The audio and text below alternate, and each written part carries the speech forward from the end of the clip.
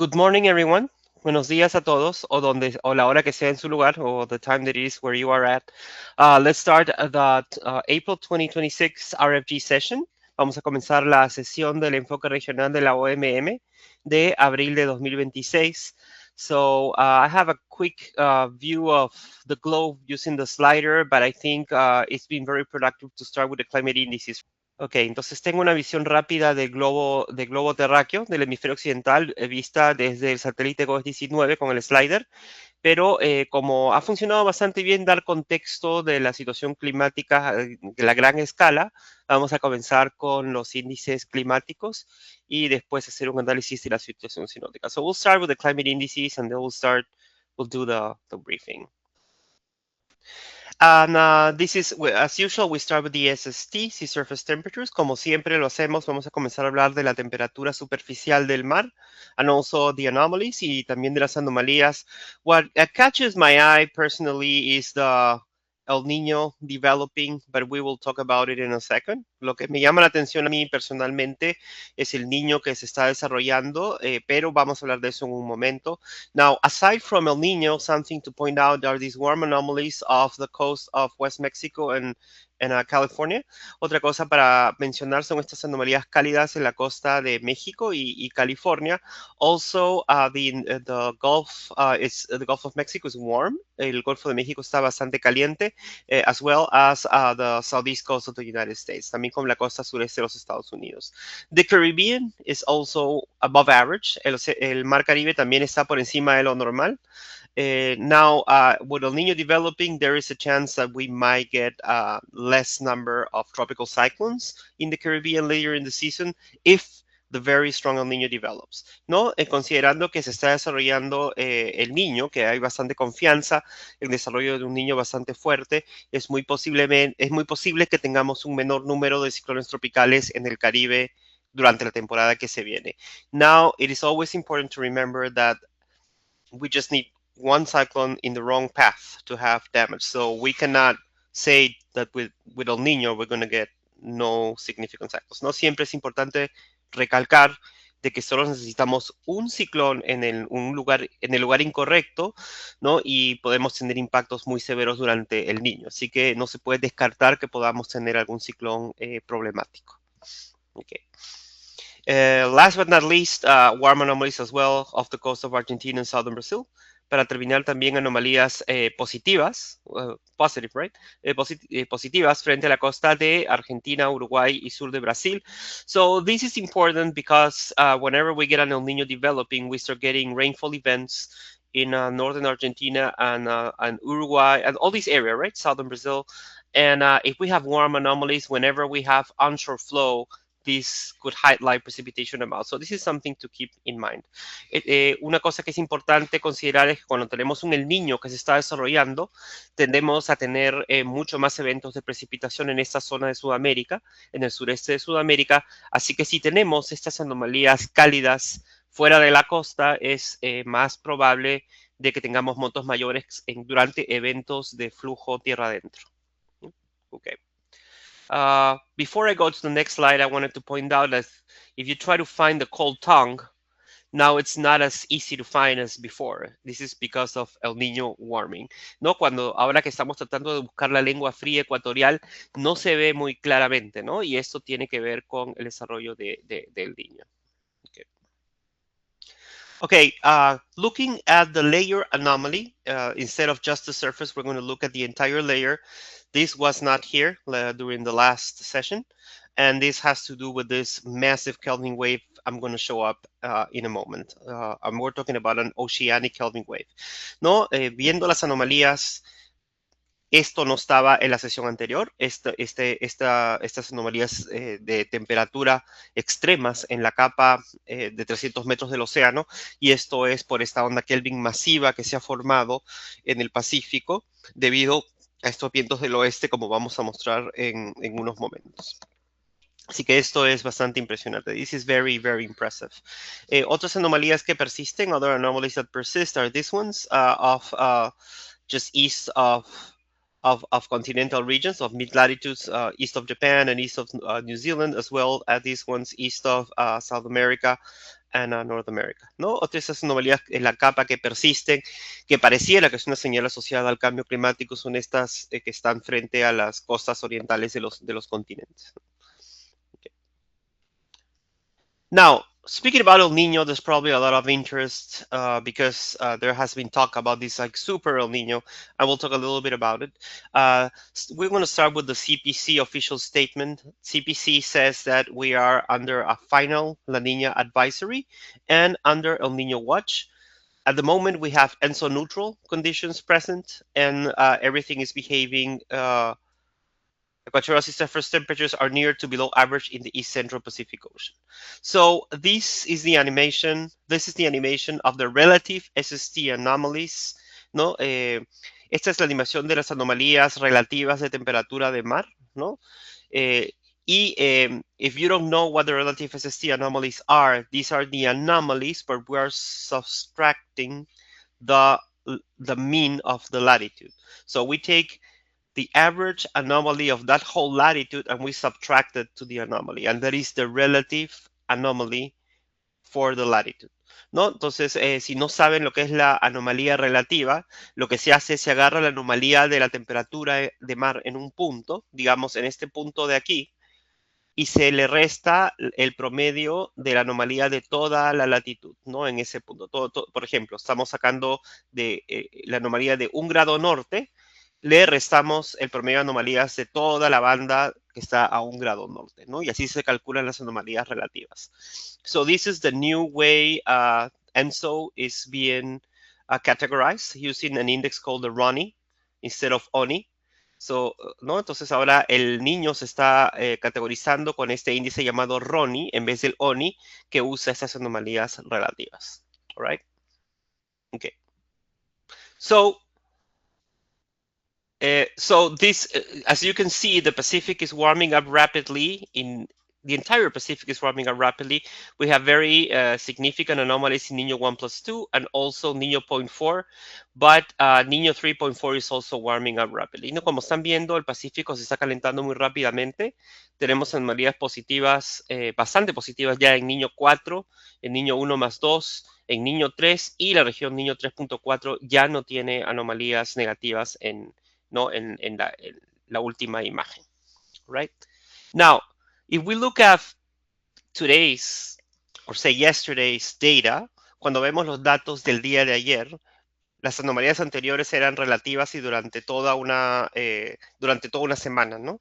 En este caso estamos viendo las anomalías del día de ayer. So, last images were capturing the entire week, ending a couple of days ago. These are from yesterday, and these are just anomalies of the day.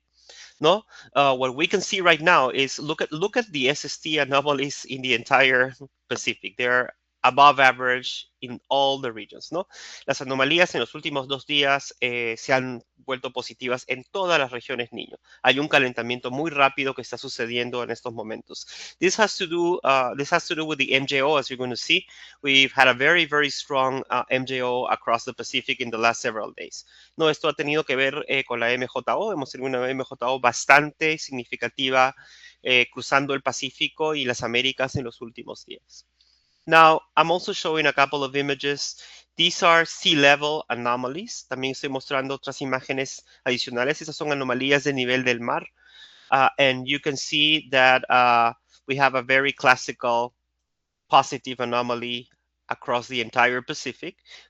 Tenemos una clásica anomalía positiva a lo largo de todo el Pacífico ecuatorial. This has to do with these Kelvin waves that are helping to transition towards an El Niño, ¿no? Eso tiene que ver con esas ondas Kelvin que están ayudando a transicionar hacia el Niño. Something else that I wanted to show that we're going to look at it later too are the anomalies in the subsurface. So here we're going down, this is depth, and we're still along the entire Pacific here. This is longitude. And we can see that we have a very massive Kelvin wave with temperature anomalies of +6. So this type of Kelvin wave, this type of anomalies were seen in years like 2015, 1997. So in a very, very strong El Niños. It doesn't mean that we're going to get the super El Nino that everyone is talking about that we could get.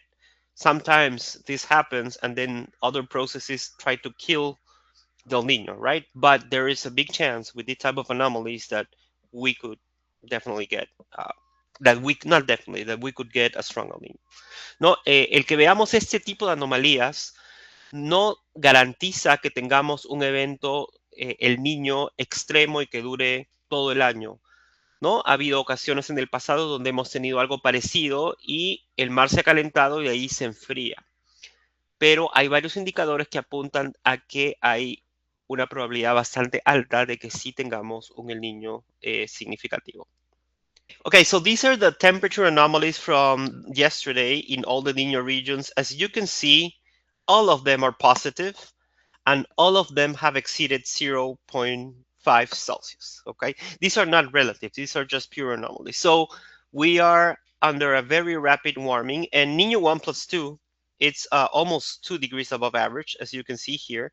And this has to do with the Kelvin wave that has been arriving since March. So the system is trying to form an El Niño very rapidly, ¿no? Y viendo, para terminar con esa diapositiva, las anomalías de todas las regiones Niño, si se fijan, todas están positivas y todas están sobre el umbral de 0.5.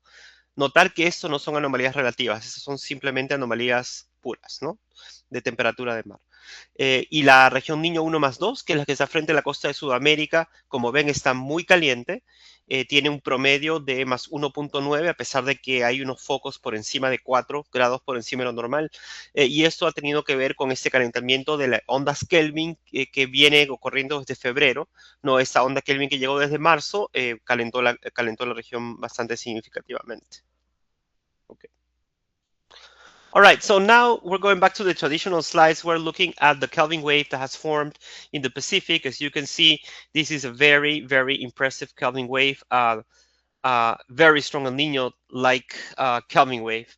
And it is very long as well. So it's not just one Kelvin wave, it is a train of Kelvin waves, an envelope of Kelvin waves. ¿No? Ahora viendo ya la diapositiva tradicional que solemos mostrar, podemos ver que tenemos esta onda Kelvin masiva ubicada en el centro del Pacífico, ¿no? Esto no es una sola onda Kelvin cálida, sino es un tren o grupo, ¿no? De ondas Kelvin. Son varias ondas Kelvin juntas que, si se fijan, ocupan una región de alcance muy grande, ¿no? El eje de estas ondas Kelvin está cerca a los 115 grados de longitud oeste, pero la parte trasera, o sea, de la parte fuerte está hasta 180, ¿no? Es el dateline, pero la parte trasera llega hasta casi 150 este, ¿no? Es una masa de agua cálida bastante significativa. So if the leading edge of this Kelvin wave extends near 115 west in the Pacific, but if you can see these extreme anomalies that are close to 5 to 6 Celsius extend all the way to the dateline, and then the very large anomalies, say close to 3 plus Celsius, extend all the way to almost 150 east. So this is a very massive system of Kelvin waves propagating towards the South American coast. No? So what's going to happen is whenever this arrives to the coast, we're going to get a period of warming that is going to last several weeks. So it's going to be very hard to stop that warming that is going to happen as soon as this train of Kelvin arrives to the coast sometime in May. So if you extend in the Hofmüller these anomalies, you see that the warming should start developing in May, and it's going to keep going continuously, probably until sometime in June. So by June, this is very likely we're going to have a very, very significant warming of the South American coast. No, si nosotros extendemos en el Hofmüller estas anomalías con la flecha en el tiempo, vemos que empiezan a llegar a la costa de Sudamérica en mayo, a principios de mayo, pero el calentamiento debería durar varias semanas, así que es muy posible que tengamos una continua infusión de agua cálida hasta al menos mediados o fines de junio. ¿Sí? Para junio vamos a tener la costa sudamericana muy caliente. Now, to finish with this, these are the forecasts. Here we can see the dynamical models on the left from IRI. And on the right, we can see the CPC probabilistic forecast. And you can see that everything is showing an El Niño through the end of the year. ¿No? Ahora vemos los pronósticos dinámicos y los probabilísticos y todos los modelos y los pronósticos probabilísticos tienen bastante certeza en que vamos a tener un niño hacia finales del año. There is something called in El Niño forecasting called the predictability barrier, which happens around this time, March and April. Usually what happens once you are in March or April, El Nino is kind of hard to forecast because there could be many processes that could actually destroy the process. So models are many times wrong if you look at them. So you need to be careful. But once you pass mid to late April, confidence is usually better. That's one aspect. That's one aspect. The other aspect is what observations show. So it's very important to tie the models to observations. And what we can see, what we just showed, is that observations are backing up what the models are doing. So that gives everyone confidence that we are under a significant transition towards an El Nino. What this is going to do once we go towards the end of the year, hard to tell, but at least there is a lot of evidence that we're going quickly into an El Nino in the next few months.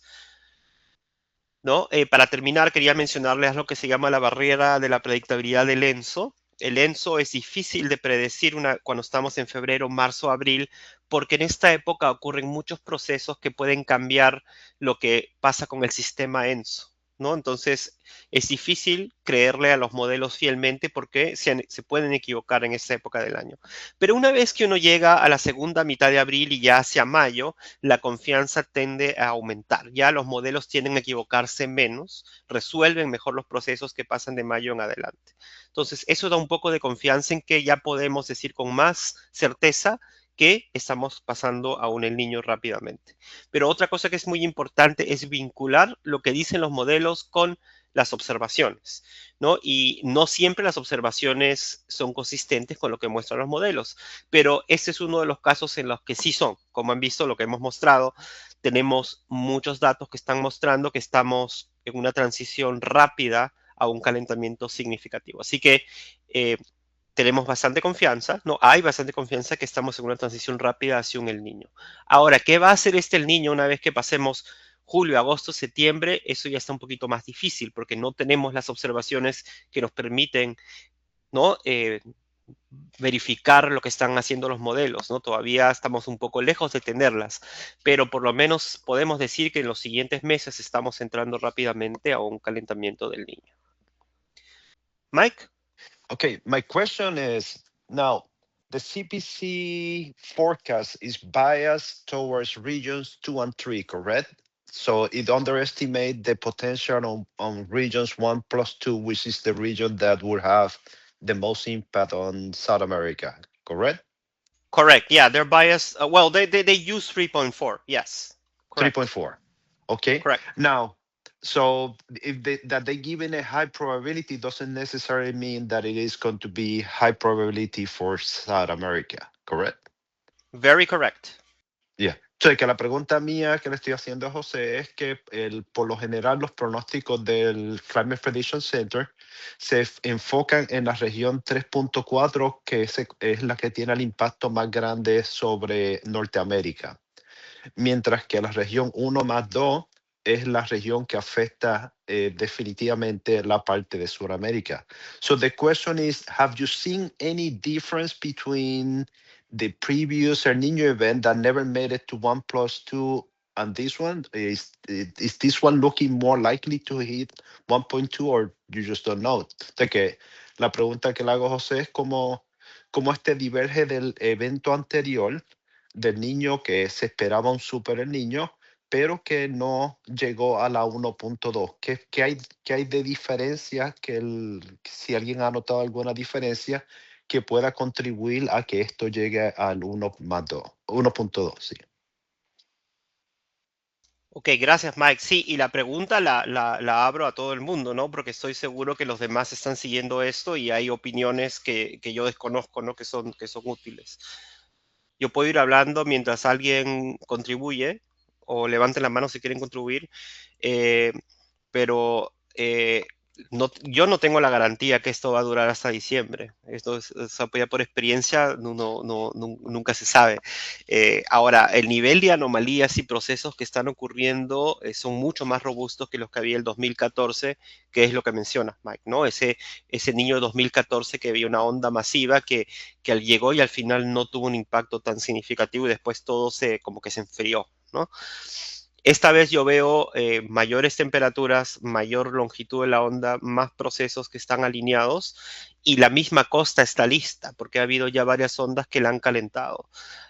Ahora, cuando me preguntan aquí en Perú, ahorita estoy en Perú, ¿no? Me preguntan en Perú, ¿y cómo va a ser la situación del resto del año? Yo solo le puedo decir lo que va a pasar hasta julio, lo que, bueno, creo que va a pasar hasta julio, porque a mí nada me garantiza de que durante los siguientes meses, por ejemplo, se intensifique el anticiclón del Pacífico Sur y tengamos estos vientos masivos que protegen el calentamiento a lo largo del litoral costero y reducen los impactos, ¿no?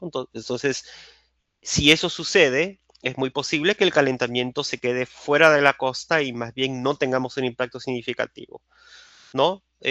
Así que yo no tengo garantías de eso. Ahora, con el volumen de agua que está entrando, yo personalmente sí espero que haya un periodo de un calentamiento masivo. Ahora, no sabría decirte si eso va a durar más allá de julio. Esa es mi opinión personal. Puedo traducir y Jesús está con la mano levantada o pasemos a Jesús y después traduzco mi respuesta. Jesús, adelante.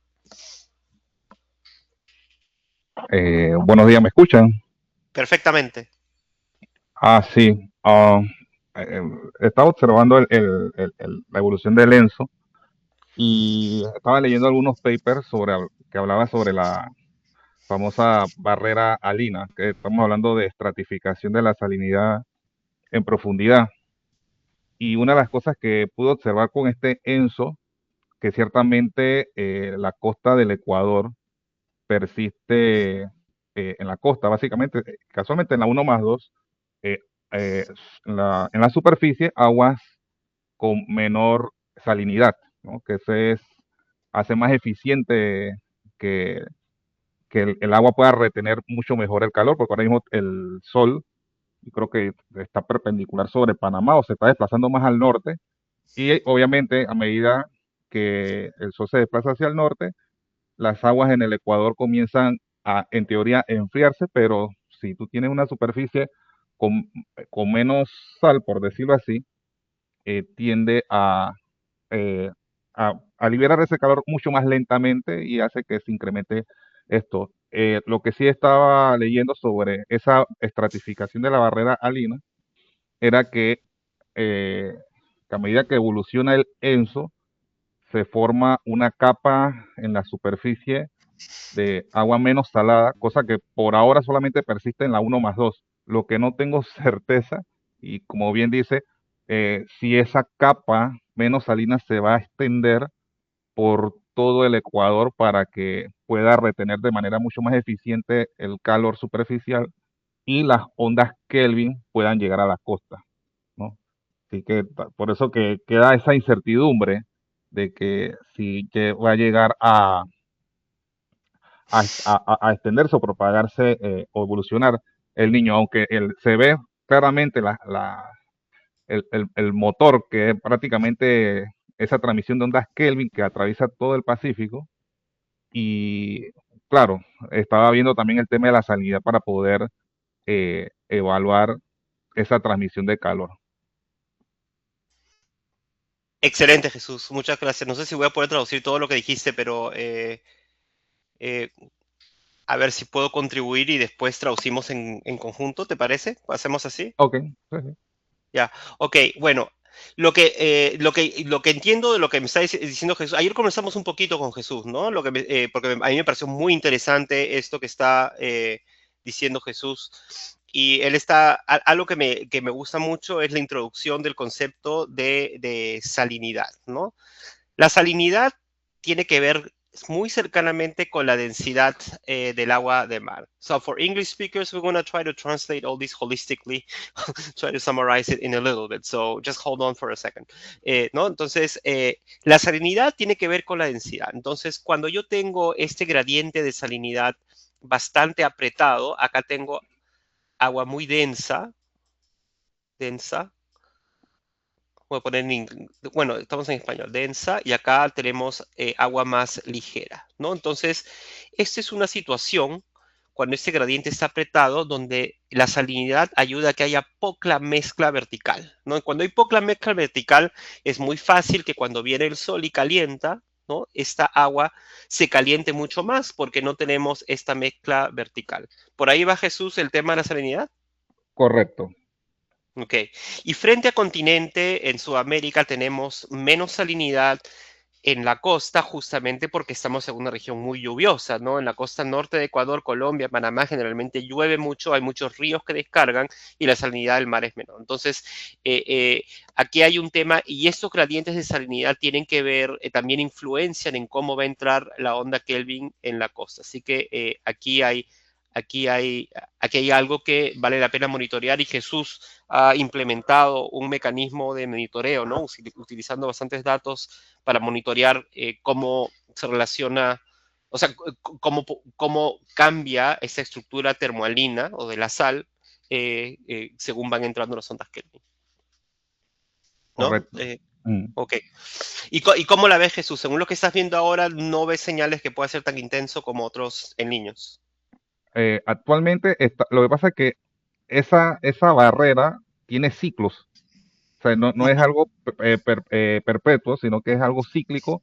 Eh, entonces, como es algo cíclico, hay ciclos en donde esa barrera que se estratifica, que va de más salado a menos salado, creo que te compartí una imagen de lo que pasó en el 97, ¿no? Sí, Que sí, puede ver, no sé si la tengo a la mano, pero de repente la puedo encontrar. Sí, a ver, voy a ajá, buscarla mientras hablas, sí. ajá. Entonces, esa barrera lo que hace es separar la superficie de las aguas más profunda, por decirlo así. Entonces las Kelvin van por debajo y Este. logran calentar lo que es la costa. Entonces, a medida que se va extendiendo esa barrera, esa separación, obviamente tiende a ser mucho más eficiente eh, a la hora de la transmisión del calor. Cuando mencionaste de que cuando esa barrera está bien, o más bien la salinidad está bien revuelta, por decirlo así, las capas superficiales con la de más profundidad, entonces las ondas Kelvin tienden a perder fuerza. Es decir, la estructura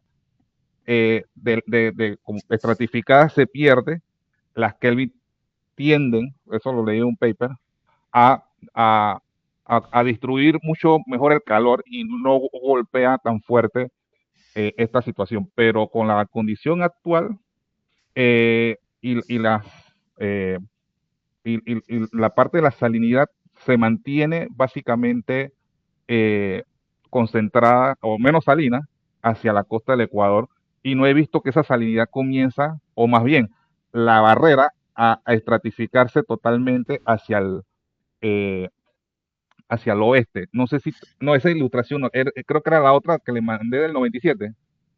Aunque bueno, ahí se puede Acá ver está la de 97, ¿no? Acá abajo.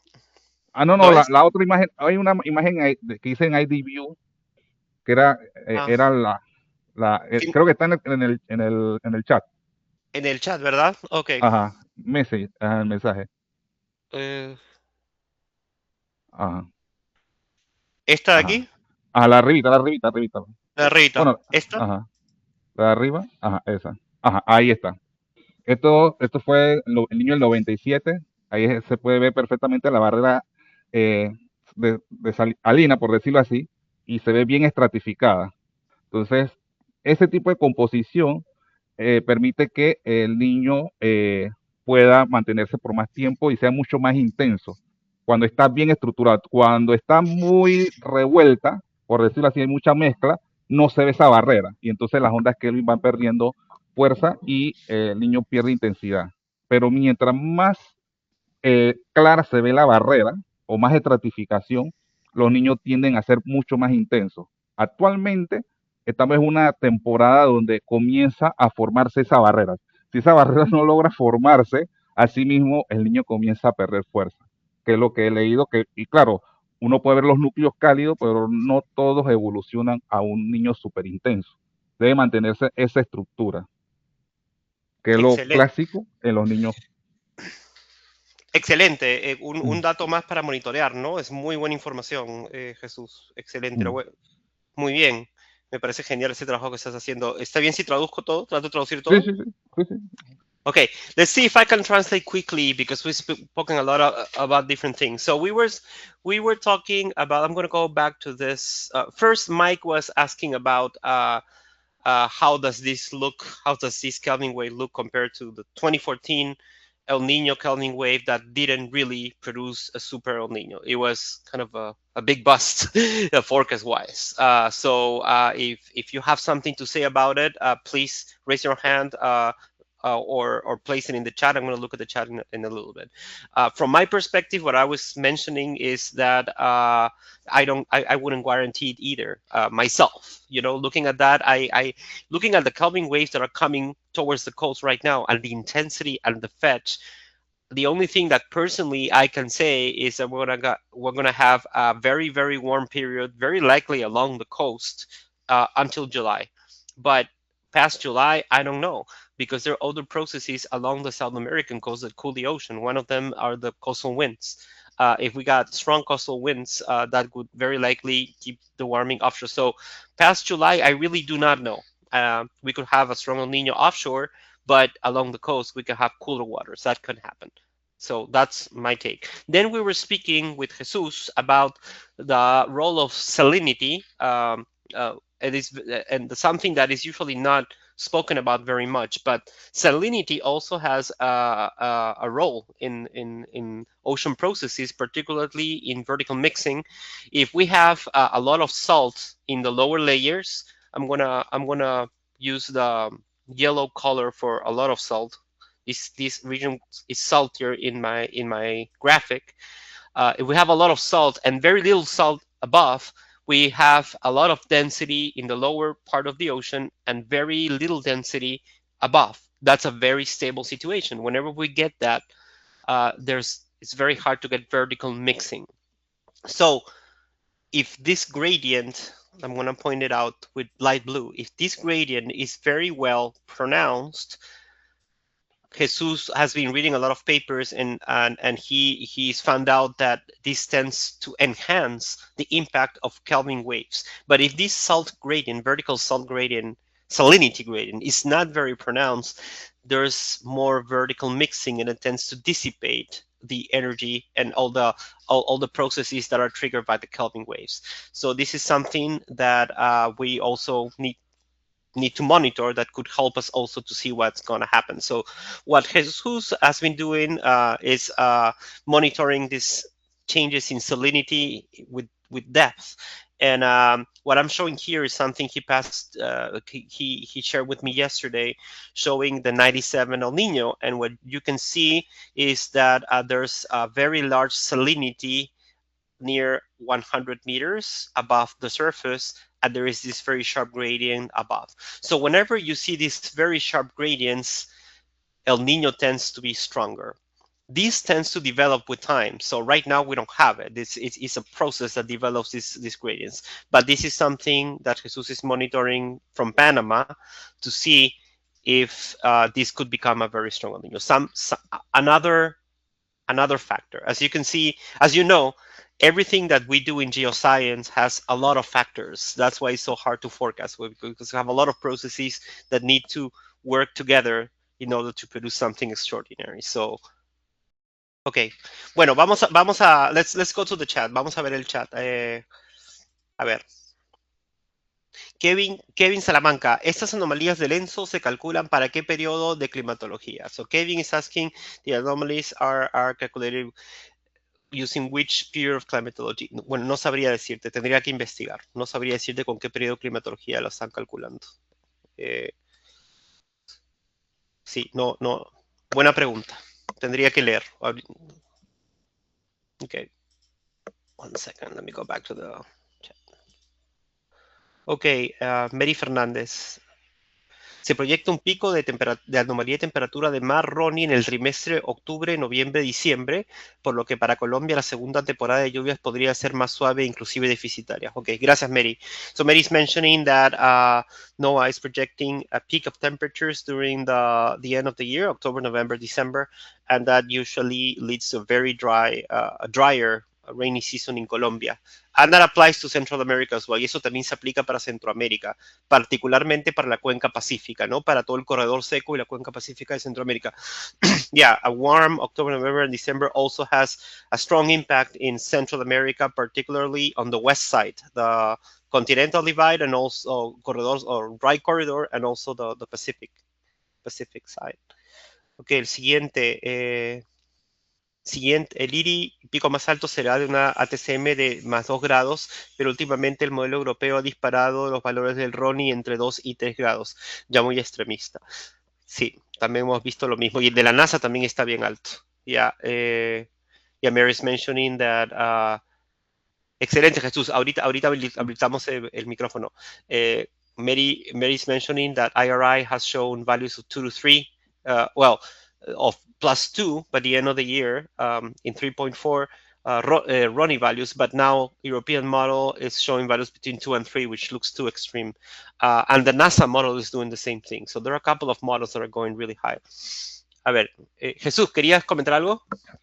Sí, casualmente sobre esos pronósticos, por ejemplo, el modelo europeo está usando una base climatológica del año 80, del 80 al 2000, y creo que la NOAA está utilizando la más reciente, que creo que va del 90 al 2020. Cuando uno ve las gráficas de temperatura del océano, si uno agarra la climatología que usa el centro europeo, es un océano más frío. Claro. Y la de la NOAA utiliza uno más cálido. Eso es crítico.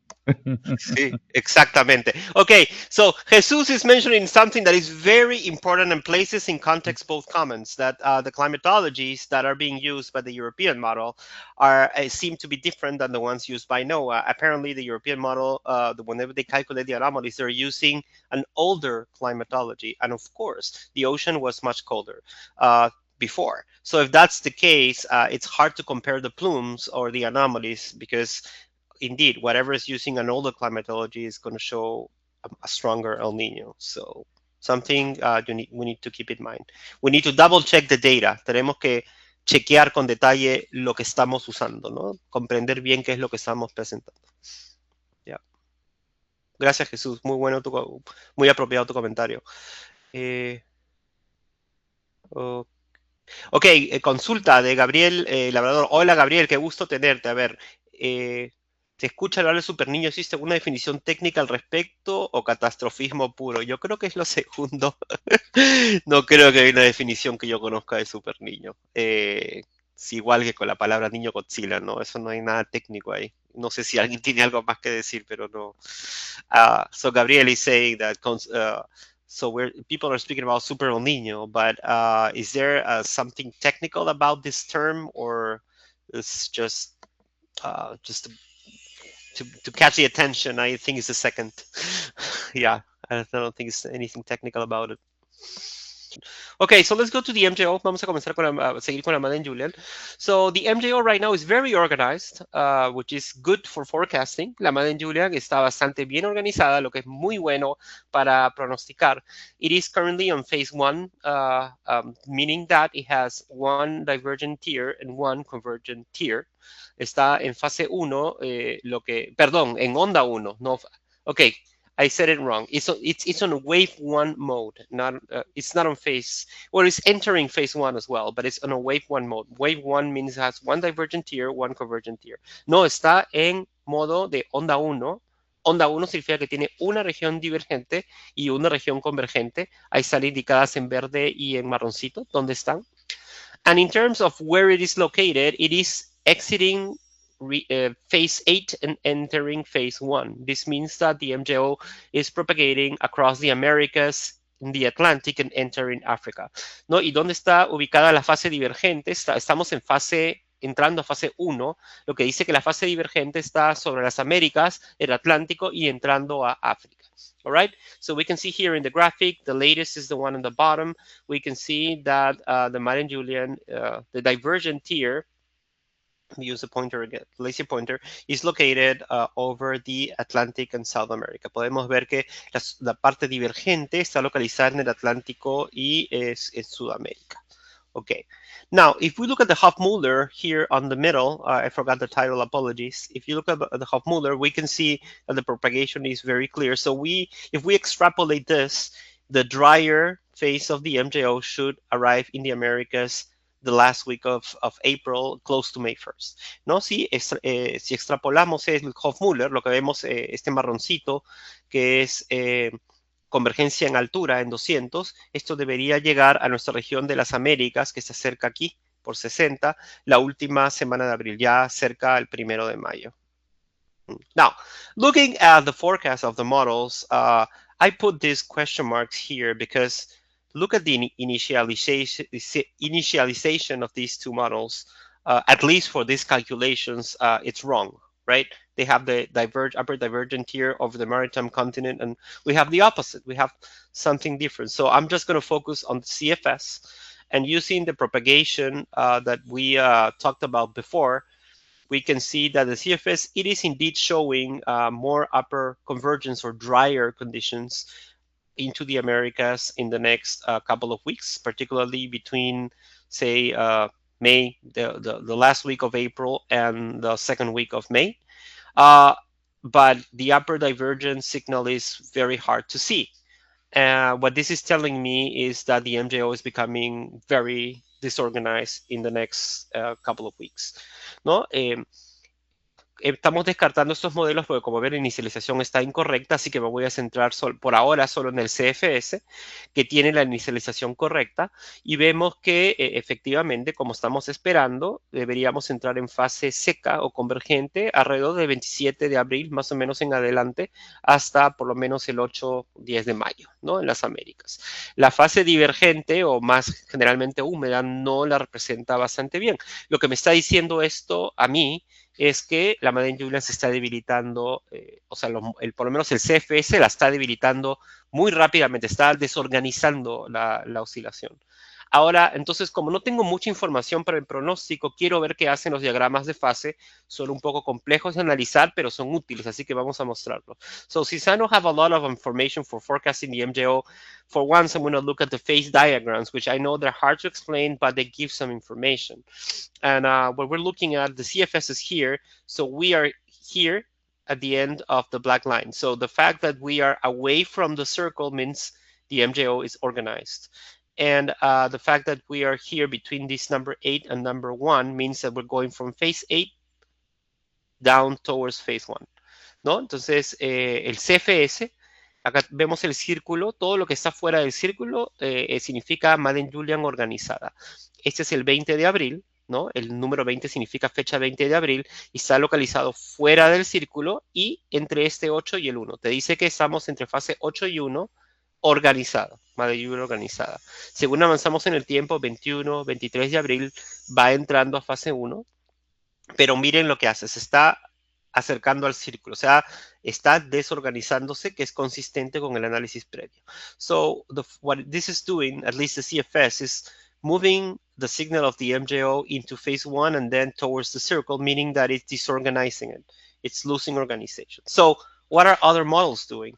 And they're all kind of doing the same thing with different colors. So the European and the Japanese model, which tend to be a little bit more robust, they are all showing propagation of the Madden-Julian, rapid propagation into phase 2, phase 3, and then disorganized. The Japanese as well. Phase 2 in a couple of days, and then before phase 3 into the circle. So there is a lot of consistency in what the models are doing, showing that the Madden-Julian is going to rapidly lose organization in the next week or so.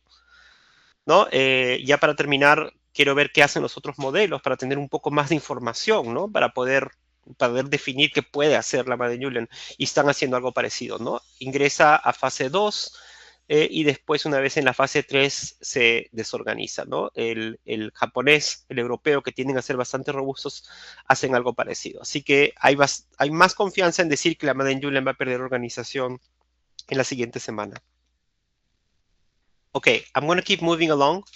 These are the upper tropospheric waves. So we do have a Kelvin wave that is located in the Eastern Pacific, and these should cross the Americas through the weekend, and then giving way to drier conditions. There's another potential Kelvin wave coming later on.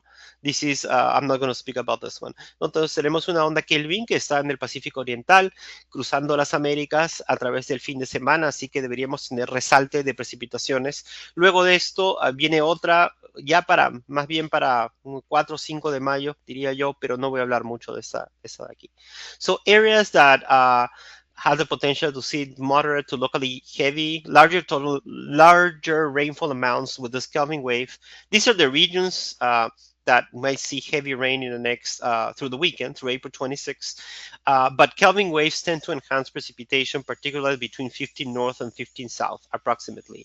So regions that might see some enhancements are Costa Rica, particularly southern Costa Rica, Chiriquí, in Panama, these parts of Colombia, particularly east of the Andes, and also the Magdalena Medio, and also the Guyanas, and southeast Venezuela and northern Brazil. So, and also parts of the Peruvian rainforest, ¿no? Entonces, esas son las regiones que vemos aquí, que van a estar bastante activas en términos de lluvias hasta el 26 de abril.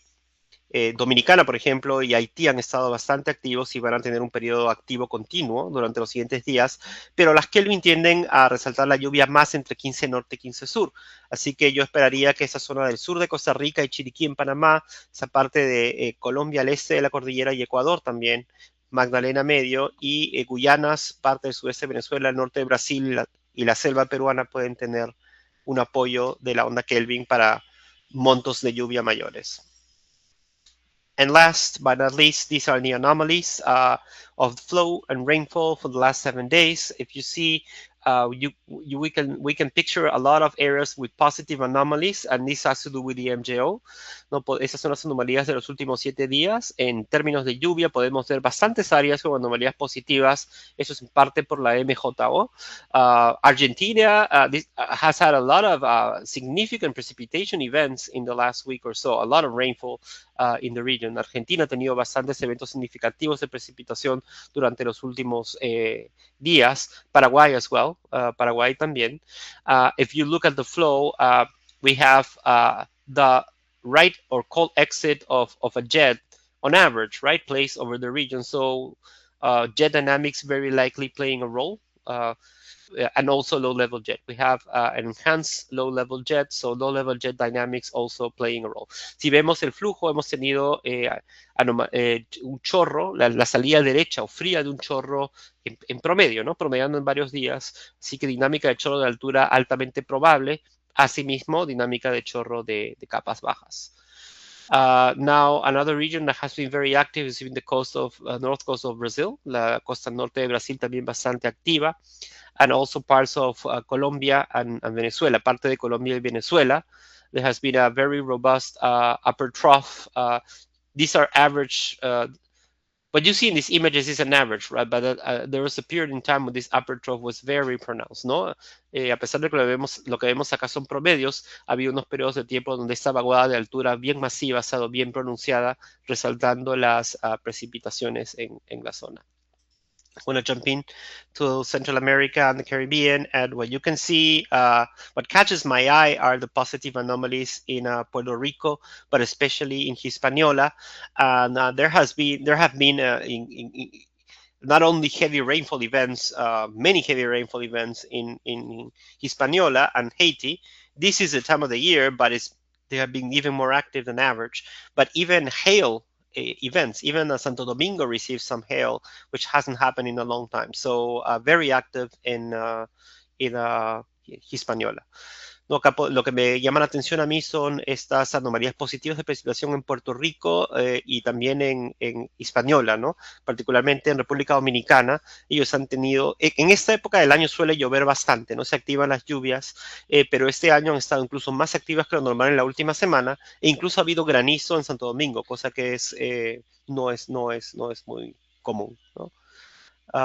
So I'll stop right here for any comments, and then we can do a weather briefing using Slider. That's okay.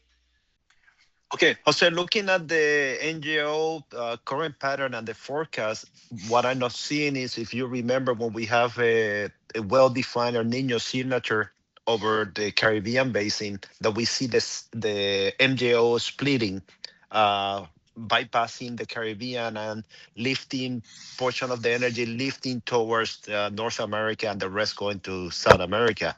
So we're not seeing that signature yet. So maybe because we're still in the transition, in the spring summer transition, that might be the reason, but I just find it interesting that we're not seeing that yet. De que algo que me llama la atención, que le estoy comentando a José, es que algo típico que sucede cuando se establece bien el patrón del niño. Yeah, the previous one was a good one to look at. When we have a strong El Nino, then we start seeing completely bypassing Northern South America and the Caribbean. It just, that cluster, that large area just live into the US, and portion goes into South America. So it just does a complete split over the Caribbean basin. And that has to do with the intensity of the subtropical ridge and the subequatorial ridge over the subtropical ridge over the Caribbean and the equatorial ridge over Northern South America, which causes the energy to split. Entonces, que algo que le comento a José que todavía no hemos visto es como la bifurcación de la energía.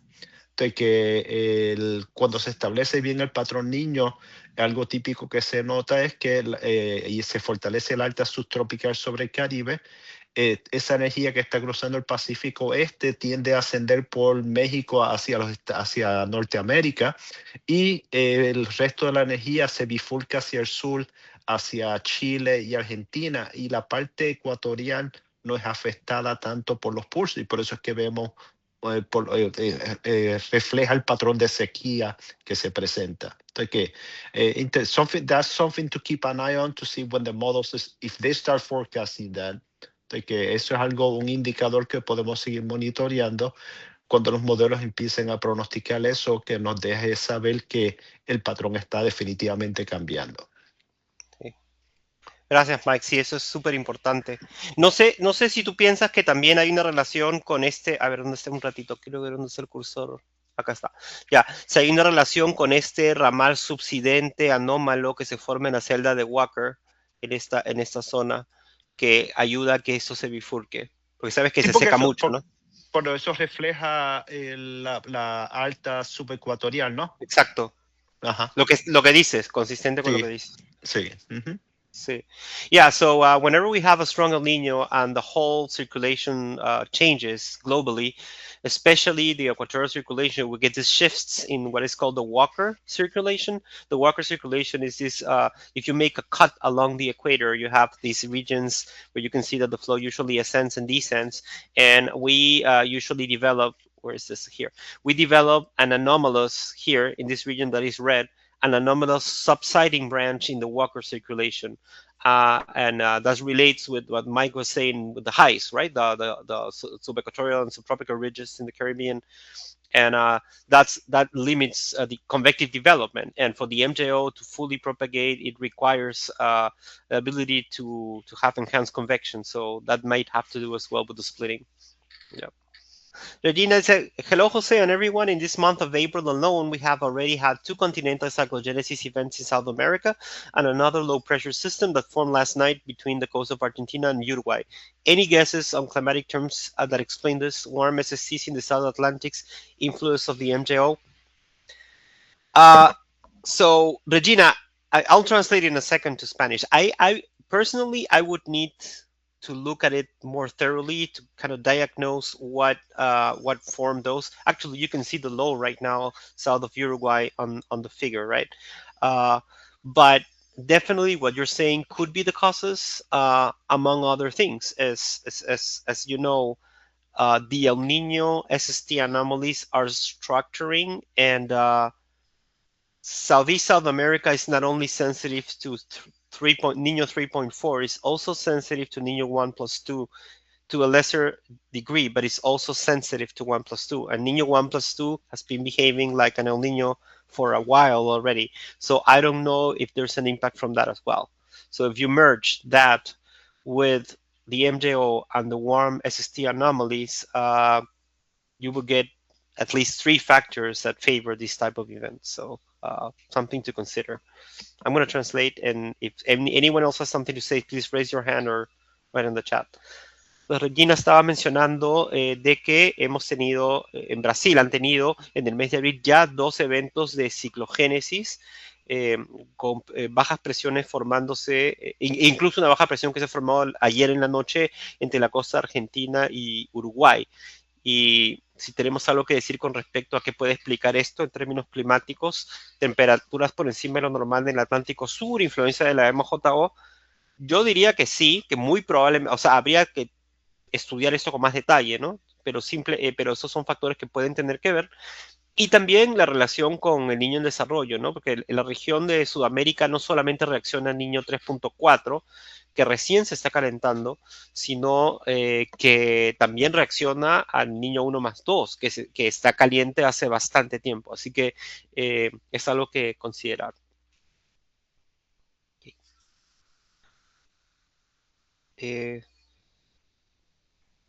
Okay, Sheldon is pulling precipitable water, so I'm going to have that loading while we go back to the chat. John Valencia, ¿cuál es tu concepto sobre incidencia del posible evento El Niño en la temporada de huracanes 2026? Aunque generalmente se asocia con una menor actividad ciclónica, el riesgo no se elimina dado que un solo evento puede generar impactos significativos. Quedo atento a tu análisis.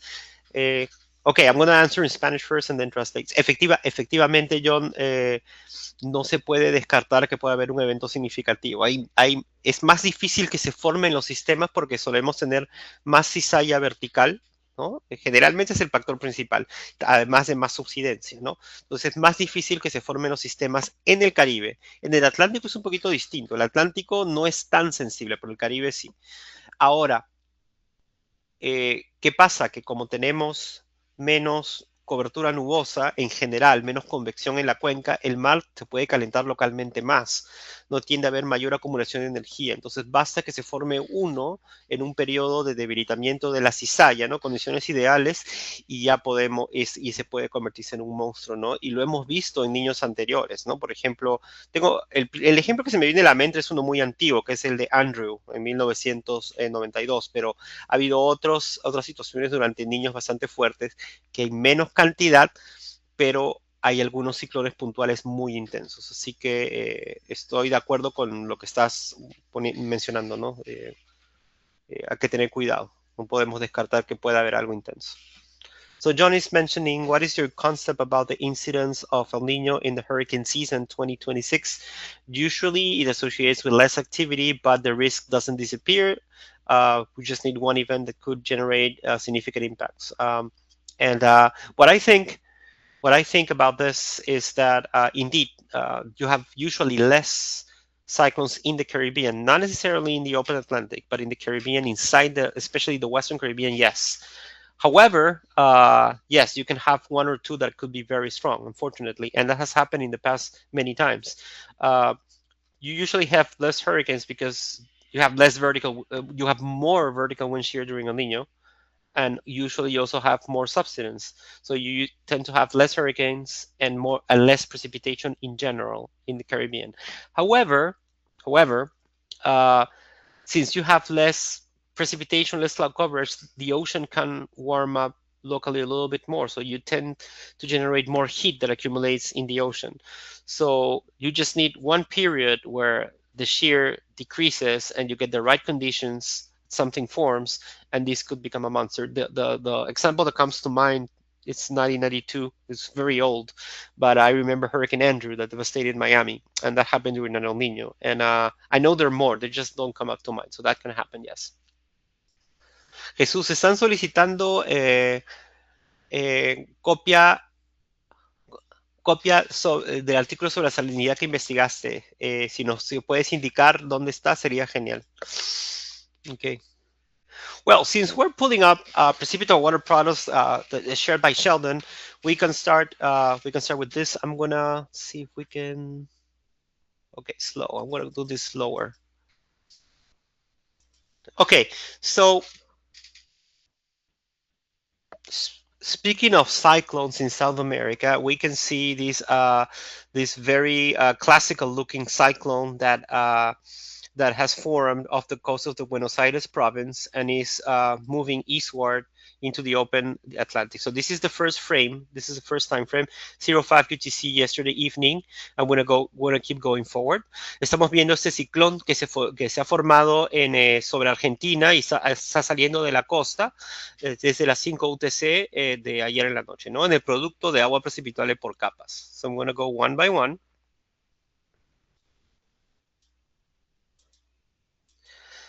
So intense cyclogenesis even over the continent. That means that the synoptic pattern has been particularly strong to favor that.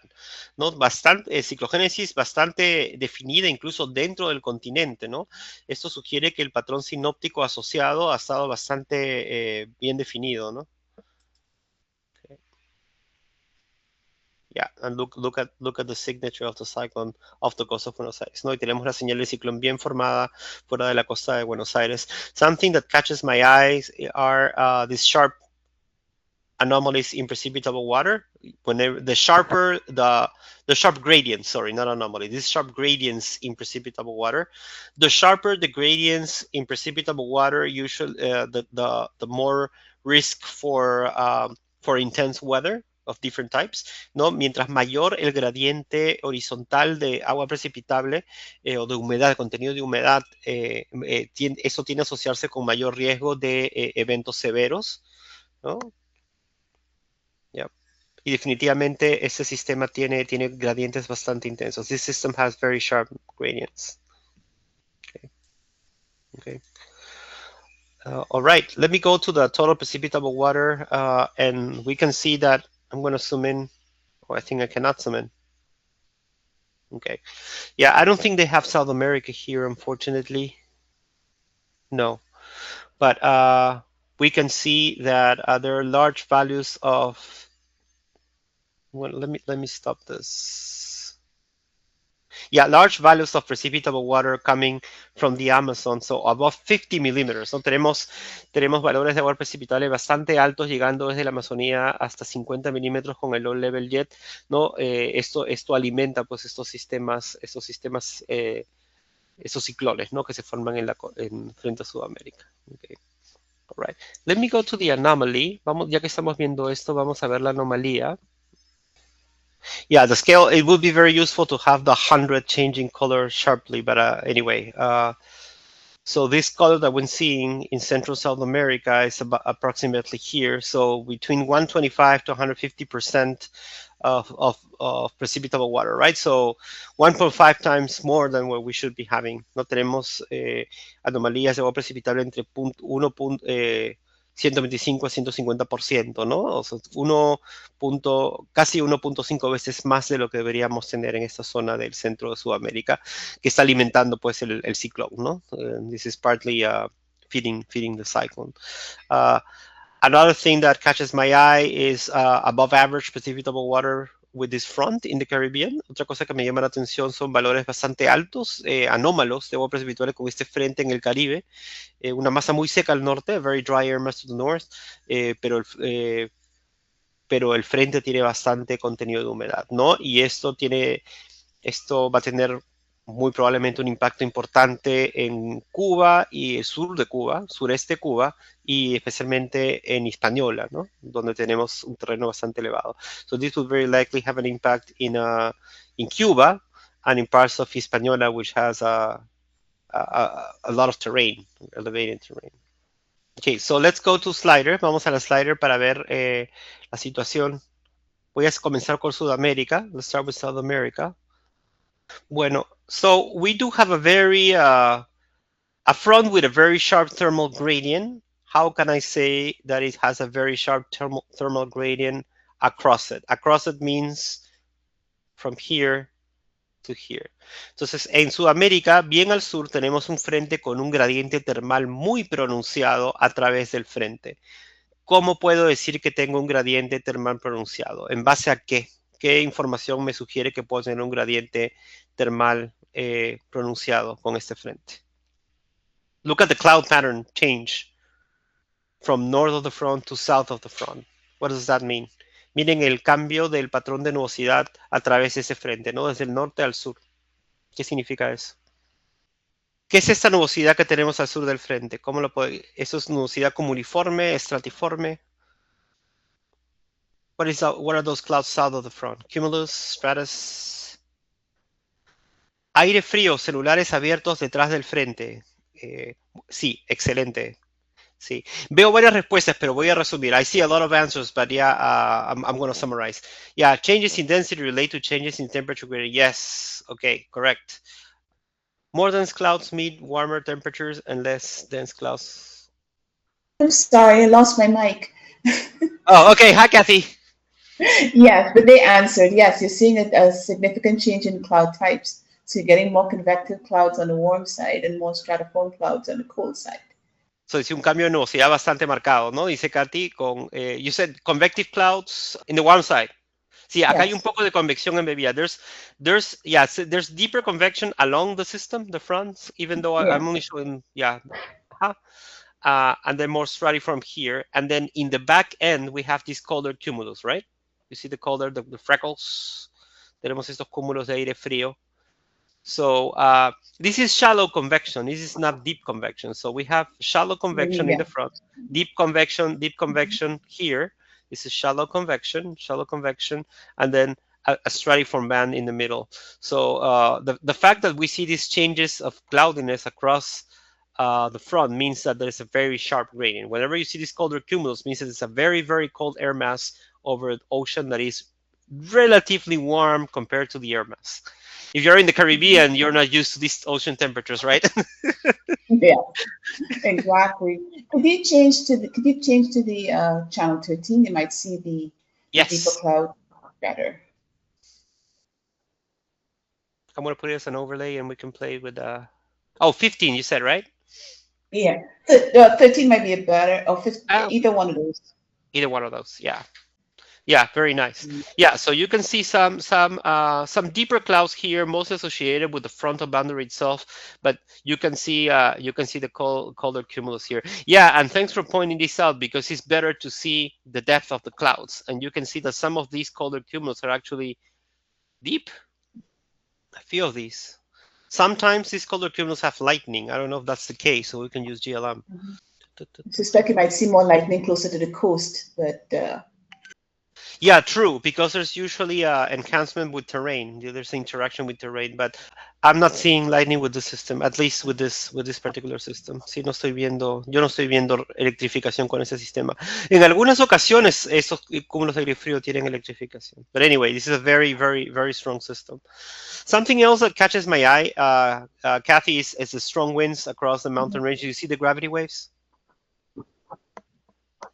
Yes. Definitely.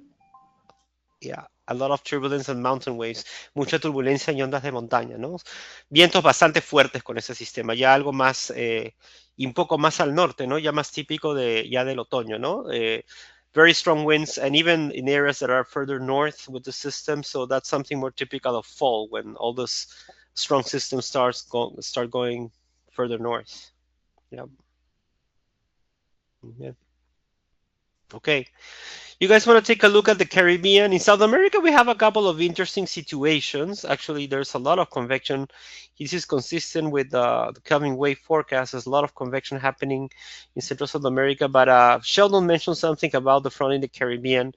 Why don't we move into the Caribbean? This is a very unusual front in terms of how far south it is propagating. I mean, they can happen this far south in late April, but this is near the southernmost latitudes. I've seen them in this time of the year. I don't know if anyone can confirm this.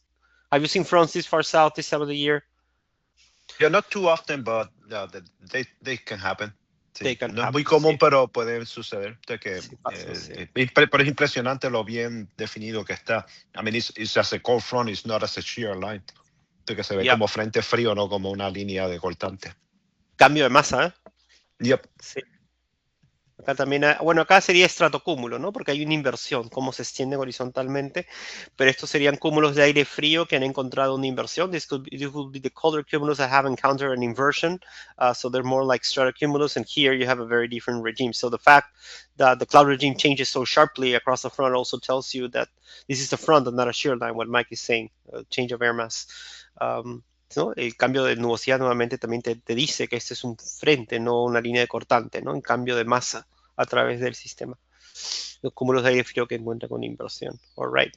Then something else that is catching my eye is this convection going off the coast of Central America, but this is mostly offshore. So Central America is starting to activate, but in the last couple of weeks, they have had extreme warm temperatures, which are partly typical of the dry season and also partly typical of a developing El Nino. Whenever you get a developing El Nino in April, March and April, this also limits cloud cover and enhances the heat before the rain starts. So I know Central America, the heat waves in Central America have been relentless in the last couple of weeks. ¿No? En Centroamérica están comenzando ya a ver un poco de actividad en estos momentos más fuera de la costa, pero en días anteriores han tenido temperaturas extremas, donde me pueden confirmar los colegas, ¿no? Normalmente esa época es muy caliente porque todavía, antes de que comience la época de lluvias, ¿no? Pero encima, cuando tenemos un niño en desarrollo, marzo y abril tienden a ser incluso más secos y más calientes, ¿no? Y sé que han estado con temperaturas extremas, extremadamente calientes en Centroamérica en los últimos días, ayudados por una dorsal de nivel medio, helped by a mid-level ridge. Frank Tench from Belize is also mentioning that they have had cold fronts entering Belize even during May, which are rare, but it has occurred. Sí, la temporada de Frank Tench de Belize está mencionando que han tenido frentes entrando en mayo a Belice, un poco tarde, pero ha pasado en el pasado. También está, ok, ¿qué más? Sheldon ha mandado unos datos de rayos. Vamos a abrirlos. Oh, neat.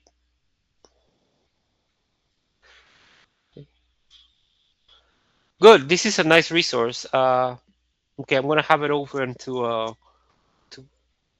investigate a little bit more about it. This is nice. Acá hay otra página web. La voy a compartir. Sheldon la puso en el chat, ¿no?